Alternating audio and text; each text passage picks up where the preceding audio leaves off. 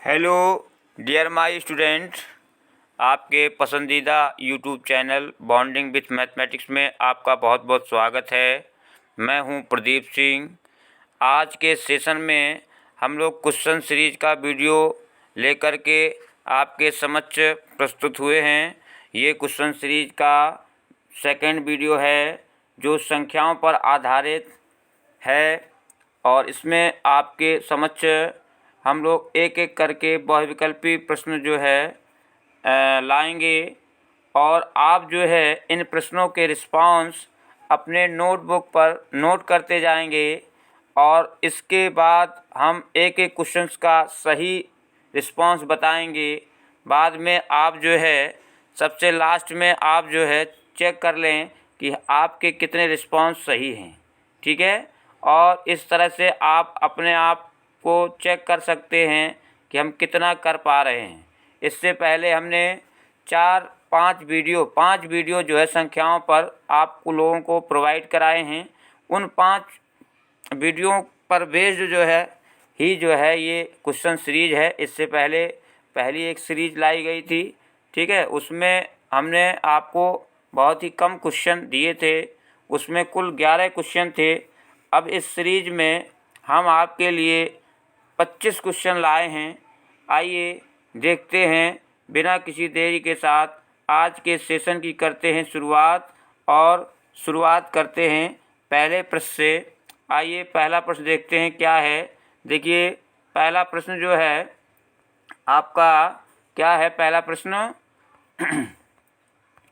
पहला प्रश्न है आपका देखिए ये जो है आपका पहला प्रश्न जो है यहाँ से आ रहा है। ये देखिए आया पहला प्रश्न, वह आभाज्य संख्या बताइए जिसके इकाई के स्थान पर क्या हो 5 हो। वह आभाज्य संख्या बताना है जिसके इकाई के स्थान पर 5 हो। ऑप्शन आपके 105 दिया हुआ है, 15 दिया हुआ है, 35 दिया हुआ है, 5 दिया हुआ है, ठीक है ना।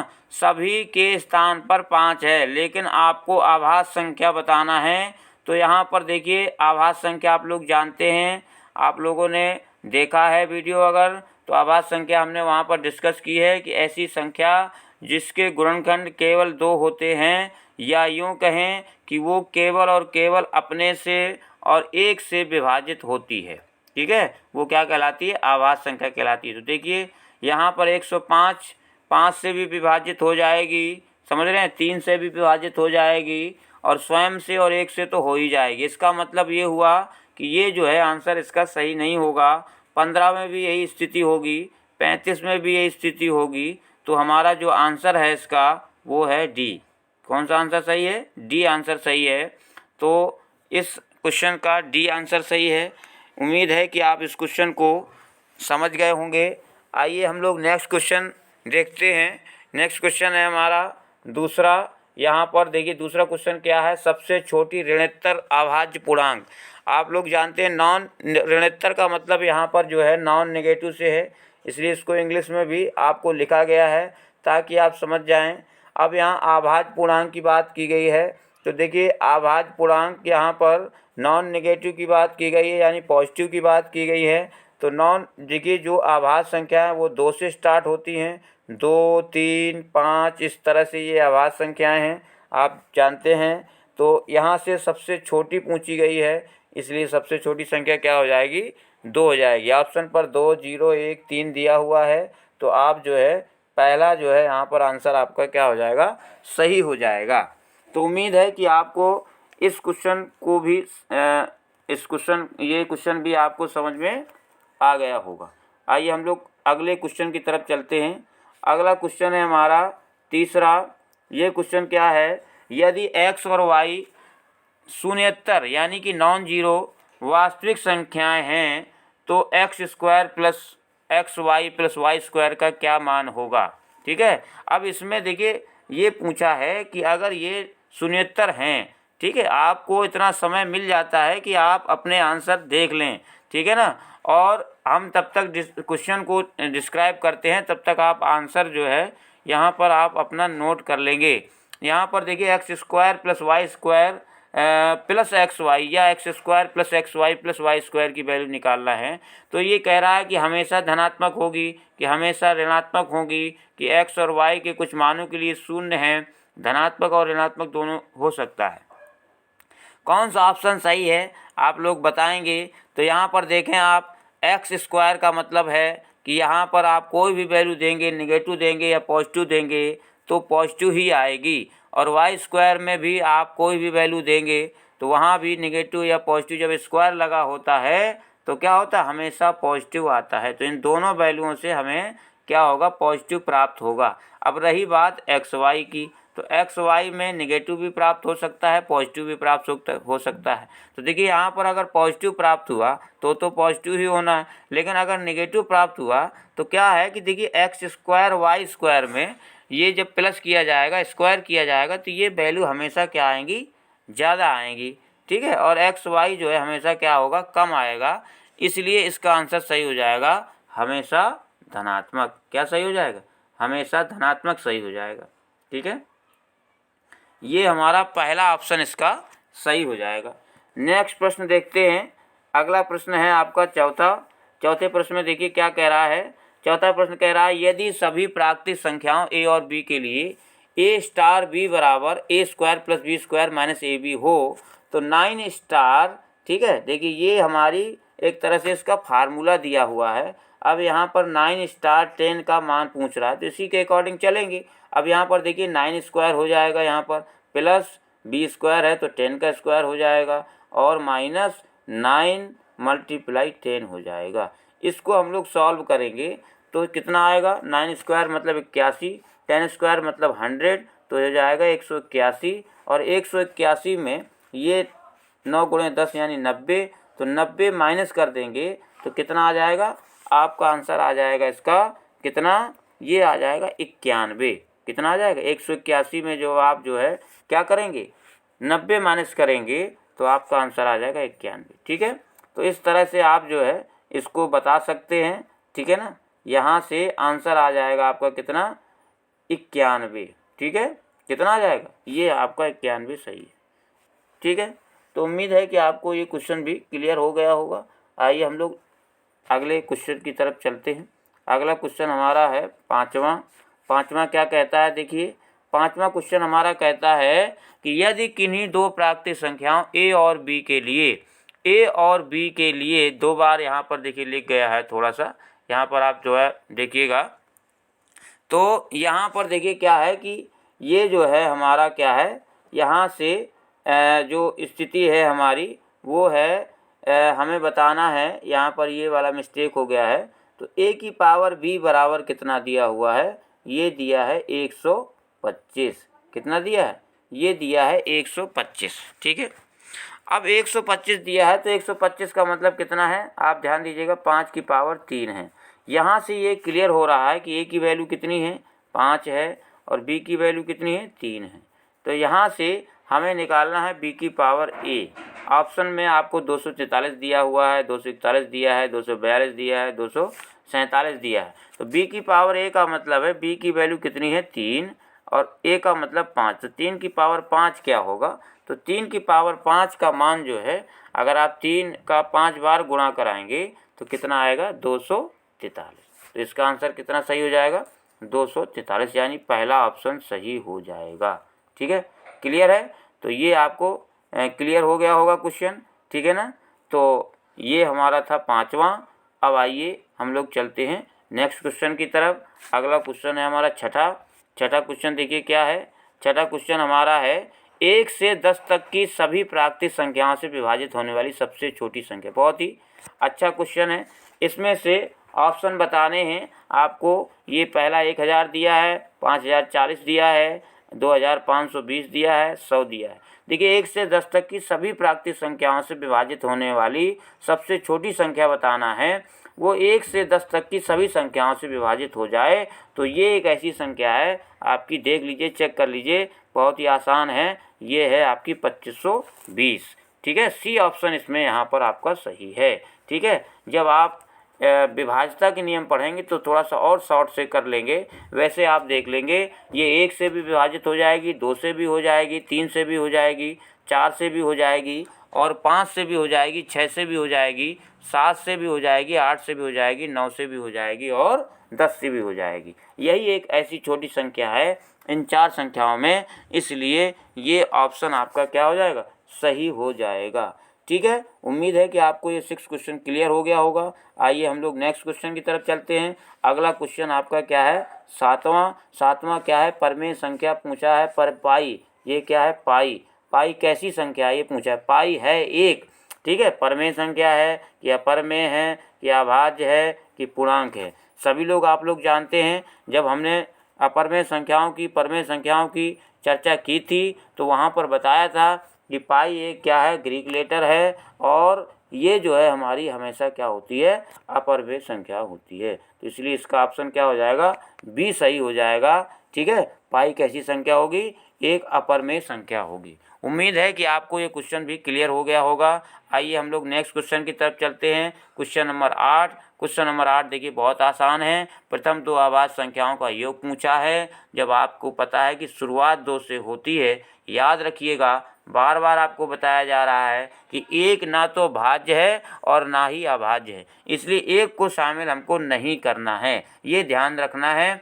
तो अब 2 के बाद 3, 3 के बाद 5, 5 के बाद जो है आपका क्या आना है, डॉट डॉट, इस तरह से संख्याएं आएंगी। तो यहाँ पर योग पूछा है प्रथम 2 संख्याओं का, तो ये हो जाएगा 2 और 3 कितना हो जाएगा, 5 हो जाएगा। इसलिए इसमें ऑप्शन हो जाएगा आपका कौन सा, बी सही हो जाएगा। ठीक है, तो क्वेश्चन नंबर 8 आपको क्लियर हो गया। आइए हम लोग क्वेश्चन नंबर 9 की तरफ चलते हैं। क्वेश्चन नंबर 9 देखिए बहुत ही आसान है। आप देख लीजिए, आप अपना रिस्पॉन्स देते जाइए, लिखते जाइए। 10 से 20 सेकंड आपको पर्याप्त मिल जाते हैं। ठीक है ना, तो आप जो है यहाँ से देख लेंगे। तो ये हमारा है क्वेश्चन नंबर 9। 2 लगातार विषम संख्याओं का अंतर कितना है, आप देख पा रहे होंगे। 2 लगातार विषम संख्याएं आपकी देखिए 1, 3 इस तरह से स्टार्ट होती हैं, 5। तो आप देख लीजिए यहाँ पर जो अंतर होता है, चाहे आप 1 3 का अंतर देख लीजिए, चाहे 3 5 का अंतर देख लीजिए, तो 2 लगातार विषम संख्याओं का जो अंतर होता है सभी लोग जानते हैं, वो होता है 2, और इसलिए इसमें ऑप्शन हो जाएगा आपका कौन सा सही, ए सही हो जाएगा। तो उम्मीद है कि आपको क्वेश्चन नंबर 9 भी क्लियर हो गया।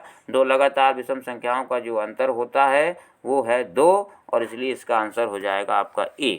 ठीक है, अगले क्वेश्चन की तरफ चलते हैं। क्वेश्चन नंबर हमारा 10 बहुत ही अच्छा क्वेश्चन है। देखिए, एक की पूर्ववर्ती प्राकृतिक संख्या पूछा है। हमने आपको पहले ही वीडियो में पूर्ववर्ती और अनुवर्ती, जिसको उत्तरवर्ती भी कहते हैं, हमने बताया है। तो यहाँ पर देखिए ध्यान से, एक की पूर्ववर्ती प्राकृतिक संख्या पूछा है। तो चूंकि प्राकृतिक संख्या हमारी 1 से स्टार्ट होती हैं, जो पूर्ववर्ती का कॉन्सेप्ट है वो है उससे पहले वाली। तो 1 के पहले जब कोई संख्या है ही नहीं तो हम पूर्ववर्ती प्राकृतिक संख्या क्या बताएंगे। इसलिए इसमें ध्यान रखिएगा, कभी भी इसका आंसर 0 नहीं हो सकता, क्योंकि 1 के पहले पूर्ववर्ती प्राकृतिक संख्या है ही नहीं, इसलिए इसका आंसर क्या होगा, तय नहीं कर सकते। कौन सा आंसर होगा, तय नहीं कर सकते।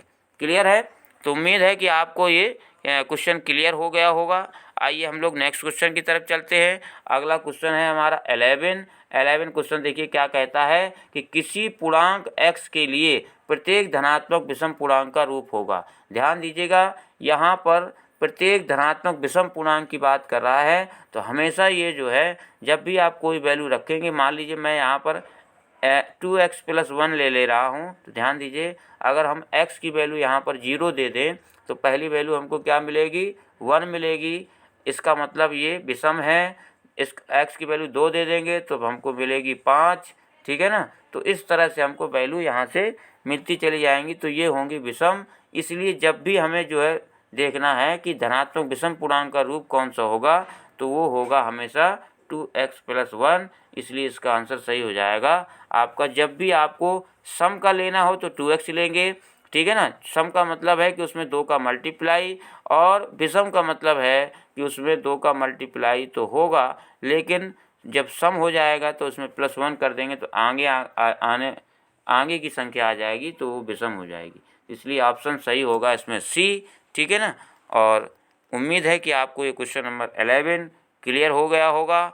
आइए हम लोग नेक्स्ट क्वेश्चन की तरफ चलते हैं। अगला क्वेश्चन लेकर के हम लोग हाजिर हैं। देखिए क्वेश्चन नंबर 12। ठीक है। क्वेश्चन नंबर 12 क्या है, देखिए निम्न से कौन सी संख्या विषम अभाज्य है। बहुत ही अच्छा क्वेश्चन है, विषम अभाज्य की बात कर रहा है, अभाज्य भी हो और विषम भी हो। आप लोग वीडियो ज़रूर देखें, हमारे 5 वीडियो हमने संख्याओं पर आपको दिए हैं।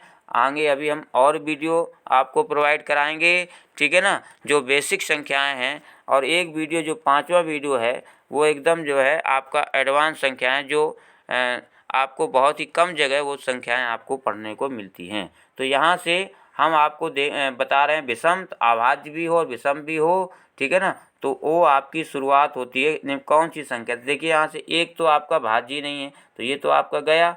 9 आपका क्या है, अभाज्य ही नहीं है, ठीक है, विषम है, उससे मतलब नहीं है। अभाज्य भी होना चाहिए, विषम भी होना चाहिए। तो इस तरह से यहाँ पर हम अगला देखें तो 3 हमारा जो है विषम भी है और अभाज्य भी है, इसलिए आंसर सही हो जाएगा आपका कौन सा, ये सी।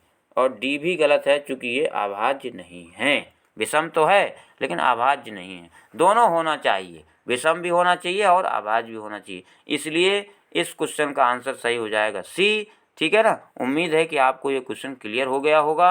आइए हम लोग नेक्स्ट क्वेश्चन की तरफ चलते हैं। क्वेश्चन नंबर हमारा कौन सा, 13, ठीक है। 13 देखिए क्या है, 13 हमारा है सभी सम आभाज्य संख्याओं का योग। देखिए बहुत ही अच्छा क्वेश्चन है, सभी सम आभाज्य संख्याओं का योग। आपने देखा होगा हमने बताया है कि आभाज्य संख्याएं 2, 3, 5 इस तरह से शुरू होती हैं, लेकिन वो सम भी हो और आभाज्य भी हो, यानी सम आभाज्य संख्या केवल और केवल कितनी है, एक है, जो है 2, ठीक है। ये एक ही संख्या है, इसलिए योग क्या होगा, जब एक ही संख्या है तो योग होगा केवल 2, इसलिए इसका आंसर क्या हो जाएगा, बी हो जाएगा आपका, 2 हो जाएगा। क्योंकि सम आभाज्य संख्या केवल और केवल एक ही है, वो है 2। ये सम भी है और अभाज्य भी है, याद रखिएगा। बहुत अच्छा क्वेश्चन है। आइए हम लोग नेक्स्ट क्वेश्चन की तरफ चलते हैं। इसका आंसर आपका हो गया सही बी। आइए हम लोग नेक्स्ट क्वेश्चन चलते हैं, क्वेश्चन नंबर 14। क्वेश्चन नंबर 14 देखिए क्या है, क्वेश्चन नंबर 14 है कि निम्नलिखित में से कौन सा कथन असत्य है। आपको बताना है कौन सा असत्य है, याद रखिएगा। तो पहला ऑप्शन आप देखिए, सबसे छोटी प्राकृतिक संख्या 1 है। मुझे लगता है आप में से कोई भी ऐसा ना होगा जो न जानता हो, क्योंकि हमारी प्राकृतिक संख्या 1 से स्टार्ट होती है, तो सबसे छोटी प्राकृतिक संख्या आपकी 1 ही होती है, इसलिए ऑप्शन है सही, ठीक है ना। और दूसरा हमें तो गलत बताना है, असत्य बताना है। सबसे बड़ी ऋणात्मक पूर्णांक -1 है। आप देखिए ऋणात्मक पूर्णांक आपका -3 डॉट डॉट यहाँ से -2 -1 ऐसे शुरुआत होती है। तो अब चूँकि प्रारंभिक की शुरुआत पता नहीं है, लेकिन लास्ट जो है वो -1 होती है, इसलिए ये भी आपका क्या है, सही है। नेक्स्ट है आपका 22/7 एक परमेय संख्या है, ये भी आपका क्या है, सही है। क्योंकि हमें तो बताना है कौन सा कथन असत्य है। 22/7 यानी ये P/Q के रूप में लिखी है। हम लोगों ने पढ़ा है कि परमेय संख्या क्या होती है, जिसे P/Q के रूप में लिखा जा सकता हो, इसलिए इसका आंसर क्या हो जाएगा, ये सी हो जाएगा। जो सी जो है ये सही है, यानी परमेय संख्या है। क्योंकि हमें बताना है असत्य, इसलिए इसका आंसर हो जाएगा डी। ये हमारी संख्या क्या है, परमेय संख्या इसमें लिखा है, जबकि ये नहीं है, इसलिए ये ऑप्शन आपका डी सही हो जाएगा। तो उम्मीद है कि आपको ये क्वेश्चन जो है क्लियर हो गया होगा। आइए हम लोग नेक्स्ट क्वेश्चन की तरफ चलते हैं। अगला क्वेश्चन है हमारा 15, ठीक है ना। 15 क्वेश्चन देखिए क्या कहता है, ज़रा देखिए आप लोग और आप अपने रिस्पॉन्स बताइए, ठीक है ना। देखिए 15 क्वेश्चन क्या कहता है। 15 क्वेश्चन जो है हमारा कहता है कि निम्नलिखित कथनों में से कौन सा कथन सही नहीं है। यहाँ भी वही क्वेश्चन है, उसी तरह का क्वेश्चन है कि कथन सही नहीं है, ठीक है। पहला आप देखिए, प्रत्येक प्राकृतिक संख्या, ध्यान दीजिएगा, प्रत्येक प्राकृतिक संख्या क्या है, एक वास्तविक संख्या है। आपने पढ़ा है कि जितनी भी संख्याएं, चाहे वो पूर्ण हो, चाहे प्राकृतिक हों, चाहे पूर्णांक हों, चाहे परमेय हों, चाहे अपरमेय हों, सभी की सभी संख्याएं जो हम वास्तविक जीवन में संख्याओं का प्रयोग करते हैं वो सभी वास्तविक होती हैं, इसलिए ये तो कथन सही है। अगला है प्रत्येक वास्तविक संख्या एक परमेय संख्या है, ठीक है ना। प्रत्येक वास्तविक संख्या एक परमेय संख्या है, ये थोड़ा सा देखिए ध्यान दीजिएगा आप, ये सही नहीं है। प्रत्येक वास्तविक संख्या एक परमेय संख्या कैसे हो सकती है, परमेय संख्या तो वास्तविक संख्या हो सकती है, इसलिए आपका यही ऑप्शन क्या हो जाएगा, सही हो जाएगा। ठीक है, ये भी आपका सही है, ये भी आपका सही है, यही केवल आपका सही नहीं है। प्रत्येक पूर्णांक भी परमेय संख्या होता है, आप लोग सभी जानते हैं। और डी जो ऑप्शन है वो भी आपका क्या है, सही है। तो इसलिए यहाँ पर जो ऑप्शन सही होगा, चूँकि यहाँ पर पूछा है कथन सही नहीं है, ध्यान दीजिएगा। इसमें भी कई बार हम लोग गड़बड़ कर जाते हैं कि पूछता है असत्य और हम लोग सत्य लगा देते हैं। तो यहाँ पर पूछ रहा है कि कौन सा कथन सही नहीं है, इसलिए इसमें ऑप्शन होगा बी सही। क्लियर है? उम्मीद है कि आपको ये क्लियर हो गया होगा। आइए हम लोग नेक्स्ट प्रश्न की तरफ चलते हैं। प्रश्न नंबर हम लोग देखते हैं 16 प्रश्न देखते हैं क्या है। 16 प्रश्न देखिए, 1 से 50 के बीच आभाज्य संख्या कितनी है। बहुत ही सुंदर क्वेश्चन है, बहुत ही अच्छा क्वेश्चन है। तो देखिए 1 से 50 के बीच में आप काउंट कर सकते हैं, देख सकते हैं कि कितनी संख्याएं हैं कि जो हमारी क्या है, अभाज्य हैं। तो आप देख पा रहे होंगे कि अभाज्य संख्या हमारी कौन कौन सी होती है। यहाँ पर देखिए 1 और 50 के बीच में 2 होगी, 3 होगी, मैं यहाँ पर लिख देता हूँ, 5 होगी, 7 होगी, ठीक है ना, 11 होगी, बात समझिए, 13 होगी, ठीक है, और 17 होगी, 19 होगी, ठीक है ना, और 23 होगी, बात समझिए, 29 होगी, इस तरह से आप लिख सकते हैं, 31 होगी, ठीक है, और 37 होगी, 41 होगी, ठीक है, और 43 होगी, और होगी 47, ठीक है। इस तरह से आप इन संख्याओं को जब काउंट करेंगे तो 1 2 3 4 5 6 7 8 9 10 11 12 13 14 15, तो ये 15 आएंगी। तो 1 से 50 तक के बीच में जो आभाज्य संख्याएं होती हैं वो कितनी होती हैं, 15, ठीक है ना। तो इसलिए ऑप्शन सही हो जाएगा इसमें ए। क्लियर है? वैसे आप ये फैक्ट है, याद रखेंगे कि 1 से 50 के बीच में आभाज्य संख्या कितनी होती हैं, वो होती हैं 15। निकालेंगे कैसे, इस तरह से निकाल सकते हैं। क्योंकि अगर आपको आभाज्य संख्या का ज्ञान है कि आभाज्य संख्या क्या होती हैं, बार बार आपको बताया जा रहा है, बहुत ही इम्पोर्टेंट संख्या है आभाज्य संख्या, क्योंकि इससे प्रश्न जो है हर प्रतियोगी परीक्षाओं में पूछे जाते हैं। तो आभाज्य संख्या क्या है, ऐसी संख्या जो स्वयं से और 1 के अलावा किसी से विभाजित ना हो। ठीक है, तो उम्मीद है कि आपको क्वेश्चन नंबर 16 जो है क्लियर हो गया होगा। आइए हम लोग क्वेश्चन 17 की तरफ चलते हैं। ठीक है, क्वेश्चन नंबर 17 देखते हैं क्या है। देखिए क्वेश्चन नंबर 17 है, सभी विषम आभाज्य संख्याओं के गुणनफल में इकाई का अंक होगा। बहुत ही इम्पोर्टेंट अच्छा क्वेश्चन है, ध्यान दीजिएगा, बहुत ही अच्छा क्वेश्चन है। यहाँ पर सभी विषम आभाज्य संख्याओं के गुणनफल में, तो ध्यान दीजिए यहाँ पर विषम संख्याओं की बात की जा रही है, विषम आभाज्य संख्याओं की बात की जा रही है। तो विषम आभाज्य संख्याएं आपकी यहाँ से कहाँ से स्टार्ट होती हैं, ध्यान दीजिए 3 से स्टार्ट होती हैं, 3 5, जो विषम भी हों और अभाज्य भी हों तो 3 से स्टार्ट होती है। एक को हम शामिल नहीं कर सकते, बार बार हम आपको बता रहे हैं, क्योंकि एक ना तो भाज्य है और ना ही अभाज्य। याद रखिएगा 3 5 7 इस तरह से ये सारी संख्याएं हैं। और आप जानते हैं, यहाँ से ध्यान दीजिएगा कि अगर 5 कहीं पर है और 5 का हम किसी भी संख्या से गुणनफल करें तो उसमें हमेशा जो है इकाई का अंक क्या आएगा, 5 आएगा, बशर्ते ये ध्यान रहे कि 2 ना हो। तो यहाँ पर कहीं भी 2 आने वाला नहीं है।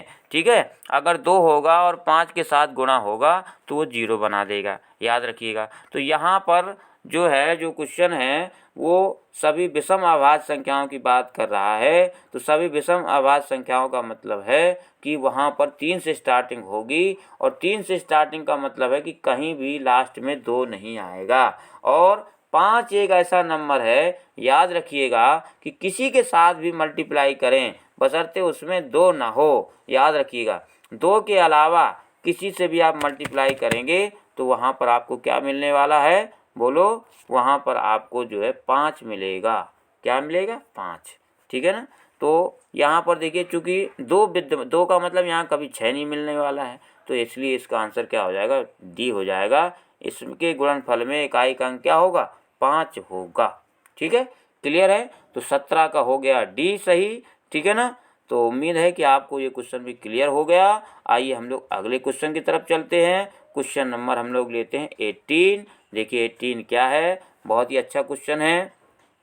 ये भी क्वेश्चन केवल जो है आपके 17 की ही तरह का है, बशर्ते थोड़ा सा लैंग्वेज बदली गई है। ऐसी आभाज्य संख्याएं जो 2 से बड़ी एवं 222 से छोटी के गुणनफल में इकाई का अंक होगा। 2 से बड़ी, ध्यान दीजिए, तो 2 नहीं यहाँ शामिल है, 3 यहाँ यूज किया गया है, 3, 5 आभाज्य संख्याओं की बात की गई है। तो कोई भी ऐसा संख्या यहाँ पर नहीं होगा जिसमें लास्ट में 2 हो, क्योंकि 2 आपके लिए दिक्कत डालेगा। 3 के बाद 5, 5 के बाद 7 और 7 के बाद देखिए क्या आने वाला है। आभाज्य संख्याओं की बात की गई है, तो आभाज्य संख्या जो है 3 के बाद 5, 5 के बाद 7 जो है इस तरह से आएगा। और इस तरह से हमारा जो है आगे की संख्या हम लोग देखेंगे, तो यहाँ से आप देखेंगे कि 5 जो है जब हम गुणा कराएंगे तो क्या होगा, उसमें भी चूँकि 222 से छोटी की बात कर रहा है, तो वहाँ पर हमें लास्ट में कहीं भी हमको 2 नहीं मिलने वाला है, तो इसलिए इसका भी आंसर क्या होगा, हमारा होगा 5। ठीक है, चूँकि 5 जो है जिसके साथ भी, चूँकि 6 नहीं मिलेगा यहाँ पर, ध्यान दीजिएगा। ठीक है, तो यहाँ पर जितनी भी डिजिट आपकी आएंगी, बात समझ रहे हैं, उनके साथ अगर 5 का गुणा होगा तो वो जो है आपको 5 ही इकाई के अंक में प्रदान करेंगे। संख्या क्या आएगी हमसे मतलब नहीं है, लेकिन लास्ट में आपका क्या मिलने वाला है, 5 मिलने वाला है, जो इकाई का अंक होता है। इसलिए 18 क्वेश्चन का आपका सही हो जाएगा ए। ठीक है, क्लियर है। तो अब इसके बाद जो है हम लोग अगले क्वेश्चन की तरफ चलते हैं। अगला क्वेश्चन हम देखते हैं। उम्मीद है कि आपको ये क्वेश्चन क्लियर हो गया होगा। अगला क्वेश्चन हम देखते हैं 19। ठीक है ना, 19 देखिए क्या है। 19 भी बहुत ही अच्छा क्वेश्चन है। देखिए क्या है, एक किस प्राकृतिक संख्या की अनुवर्ती प्राकृतिक संख्या है। अनुवर्ती, ध्यान दीजिए, अनुवर्ती का मतलब होता है, इसको हम लोग उत्तरवर्ती भी कहते हैं। इंग्लिश में हम लोग बोलते हैं क्या, सक्सेसर। क्या बोलते हैं बेटा, सक्सेसर। तो सक्सेसर का मतलब होता है आगे की संख्या।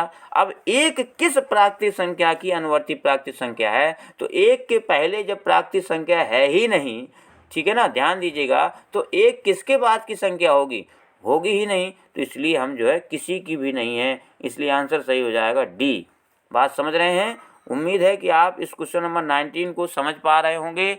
ये चूँकि ये पूछा है, क्वेश्चन को बहुत ध्यान देने की आवश्यकता है कि एक किस प्राकृतिक संख्या की अनुवर्ती प्राकृतिक संख्या है। तो एक जो है किस, इससे एक के पहले कोई प्राकृतिक संख्या होती ही नहीं है। ठीक है ना, तो इस किसके बाद की वाली संख्या होगी, तो इसलिए इसमें होगा किसी की भी नहीं। ठीक है, तो उम्मीद है कि आपको क्वेश्चन नंबर 19 भी क्लियर हो गया होगा। अब आइए हम लोग अगले क्वेश्चन की तरफ चलते हैं जल्दी से। ठीक है, चूँकि हो रहा है वीडियो बड़ा, तो इसलिए हम लोग जल्दी से कर लेते हैं। अगला क्वेश्चन हमारा है 20। देखो क्या कह रहा है। 20 क्वेश्चन कह रहा है कि परमेय संख्या 0/-5 से बड़ी परमेय संख्या। बहुत ही अच्छा क्वेश्चन है। केवल जो है आपको उलझाने के लिए, आपको थोड़ा सा जो है कन्फ्यूजन पैदा करने के लिए क्वेश्चन बनाया गया है। 0/-5 से बड़ी परमेय संख्या क्या होगी, आप ध्यान दीजिए और बताइए। 0/-5 का मतलब है, आप सभी लोग जानते हैं, 0, और 0 से बड़ी की बात की गई तो 0 से कभी जितनी भी संख्याएं इधर नेगेटिव होंगी वो हमेशा छोटी ही होंगी, और पॉजिटिव जो होंगी वो बड़ी होंगी। तो अपने ऑप्शन पर देख लेते हैं, -1/5। -1/5 जो है आपकी नेगेटिव है, इसलिए ये क्या होगी, ये तो आपकी बड़ी नहीं हो सकती। -2/-7 का मतलब है कि ये पॉजिटिव, चूँकि दोनों में है माइनस, तो दोनों हो जाएंगे कैंसिल, तो ये पॉजिटिव है, ये नेगेटिव है, और ये भी नेगेटिव है। डी वाला ऑप्शन देख लीजिए, इसलिए ऑप्शन सही होगा आपका क्या, बी। इसका ऑप्शन कौन सा सही होगा, बी। ठीक है, तो ये आपका बहुत ही आसान क्वेश्चन था। उम्मीद है कि आपको ये क्वेश्चन क्लियर हो गया होगा। आइए हम लोग चलते हैं नेक्स्ट क्वेश्चन की तरफ। क्वेश्चन नंबर है 21। आइए हम लोग क्वेश्चन नंबर 21 की तरफ चलते हैं। बहुत ही अच्छा क्वेश्चन। 2 क्रमागत पूर्ण पद संख्याओं के मध्य परमेय संख्या होती हैं। ठीक है, तो याद रखिएगा ये तथ्य है कि हम जो है कोई भी 2 पूर्णांक संख्या ले लें। मान लीजिए हमने ले लिया 1 और 2, तो 1 और 2 के बीच जो है कितनी परमेय संख्या होंगी, इसके पूछने का तात्पर्य ये है, क्रमागत पूर्ण संख्याओं की बात कर रहा है। तो याद रखना कि हमेशा 2 क्रमागत पूर्ण संख्याओं के मध्य, ठीक है, कैसी संख्या होती हैं, कितनी होती हैं, ये हमारे जो है अनगिनत होती हैं, जिसको हम लोग कहते हैं अनंत। ठीक है ना, इसलिए हमारा आंसर हो जाएगा डी। ठीक है, तो आपको यहाँ पर जो ऑप्शन के सही ऑप्शन के रूप में आपका क्वेश्चन नंबर 21 का है वो है डी, और ये हो जाएगा आपका आंसर सही अनंत। ठीक है, क्लियर है। तो ये हो गया आपका नेक्स्ट क्वेश्चन। उम्मीद है कि आपको ये क्वेश्चन क्लियर हो गया होगा। अगला क्वेश्चन है आपका 22। हम लोग चलते हैं क्वेश्चन नंबर 22 की तरफ। क्वेश्चन नंबर 22 देखते हैं क्या है। बहुत ही महत्वपूर्ण क्वेश्चन है, और ये प्रयास किया गया है कि जो आपको नंबर्स पढ़ाया गया है उस नंबर्स के से रिलेटेड ही क्वेश्चन रहे। क्योंकि देखिए क्या है कि उस नंबर्स को अगर हमें समझना है तो हमें क्वेश्चनों का पर्याप्त अभ्यास करना पड़ेगा। तो हम लोग लेते हैं अगला क्वेश्चन 22 देखिए ध्यान से। 22 जो है यहाँ पर कह रहा है 1000 के पूर्ववर्ती का पूर्ववर्ती। ध्यान दीजिएगा, 1000 का पूर्ववर्ती का मतलब 999, और 999 का पूर्ववर्ती हमारा क्या है 998 होगा। हमें यहाँ बताना है सही, इसलिए ये हो गया गलत। ठीक है ना। अगला है 1000 के पूर्ववर्ती का परवर्ती। परवर्ती का मतलब यहाँ उत्तरवर्ती से ही है। तो 1000 का पूर्ववर्ती कितना हुआ बेटे 999, और इसका परवर्ती का मतलब हम फिर से प्लस कर देंगे तो 1000 होना चाहिए। तो ये भी ऑप्शन है गलत। और सी ऑप्शन देखिए 1000 के पूर्ववर्ती का परवर्ती, तो 1000 का पूर्ववर्ती कितना हुआ 999। ध्यान दीजिएगा, और परवर्ती का मतलब हुआ 999 का कितना 1000 होना चाहिए। तो ये भी ऑप्शन है गलत। अब हम देखते हैं 1000 के परवर्ती का पूर्ववर्ती। परवर्ती ध्यान दीजिए 1000 का परवर्ती कितना हुआ 1001 हुआ। कितना हुआ 1001, और उसका फिर पूर्ववर्ती तो हो गया 1000। इसका मतलब ऑप्शन सही है कौन सा डी। ठीक है ना, ये ऑप्शन आपका सही है। यहाँ पर एक शब्द यूज किया गया है परवर्ती। तो परवर्ती का मतलब अनुवर्ती से ही है, उत्तरवर्ती से ही है। ठीक है ना, क्लियर है। तो उम्मीद है कि आपको ये क्वेश्चन क्लियर हो गया होगा। अच्छा क्वेश्चन है। ठीक है ना। आइए हम लोग अगले क्वेश्चन की तरफ चलते हैं। Question number 23। क्वेश्चन नंबर देखते हैं 23 क्या है। क्वेश्चन नंबर 23 देखिए बहुत ही अच्छा क्वेश्चन। सभी आभाज्य संख्याओं के गुणनफल में इकाई का अंक होगा। बहुत ही अच्छा क्वेश्चन, शानदार क्वेश्चन है। आप देखिए सभी आभाज्य संख्याओं के गुणनफल में। ठीक है, सभी आभाज्य संख्या। तो आभाज्य संख्या आप जो जानते हैं 2 से स्टार्ट होती है, 2, 3, 5। और आप जानते हैं जहाँ भी 2 और 5 है वहाँ पर जो है और अन्य संख्याएं क्या हैं इससे हमें कोई लेना देना नहीं है। क्यों? क्योंकि इसका जब गुणनफल करेंगे तो ये देगा 0। तो संख्या कुछ भी आए लेकिन लास्ट में आएगा 0, तो इसलिए इसका आंसर हो जाएगा ए। क्या हो जाएगा आंसर इसका? ए सही हो जाएगा। सभी आभाज्य संख्याओं के गुणनफल में इकाई का अंक क्या होगा 0 हो जाएगा। उम्मीद है कि आप इस क्वेश्चन को बेहतर तरीके से समझ पा रहे होंगे। ठीक है ना। बस यहाँ पर ये ध्यान रखना है, क्योंकि देखिए आभाज्य संख्याओं की बात कर रहा है तो आभाज्य संख्याएं शुरू से होती हैं 2 से स्टार्ट, और 2 और 5 एक ऐसी संख्याएं हैं कि जहाँ भी होंगी अगर उनकी गुणनफल की हम लोग बात करेंगे तो वो हमको 0 देंगी। और किसी भी संख्या अन्य से जब 0 आ गया तो हम अन्य संख्याओं से भी गुणा करेंगे तो भी 0 हमें मिलेगा। और चूँकि हमें बताना है इकाई का अंक, इसलिए आंसर हो जाएगा 0। क्लियर है। तो उम्मीद है कि आपको ये भी क्वेश्चन क्लियर हो गया होगा। आइए हम लोग चलते हैं नेक्स्ट क्वेश्चन की तरफ। Question number 24। क्वेश्चन नंबर देखिए 24 क्या है। 24 है निम्नलिखित में से कौन सी संख्या रामानुजम संख्या। बहुत ही इंपॉर्टेंट है रामानुजम संख्या। ठीक है ना। तो जिसको क्लियर होगा रामानुजम संख्या, हमने 5वां वीडियो जो आपको संख्याओं का प्रोवाइड कराया है उसमें आपको बताया है रामानुजम संख्या क्या होती हैं। तो देखिए रामानुजम आप सभी लोग जानते हैं कि ये हैं आधुनिक काल के गणितज्ञ जो हमारे इंडियन हैं। सभी लोग जानते हैं कि 22 दिसंबर को हम लोग गणित दिवस के रूप में मनाते हैं।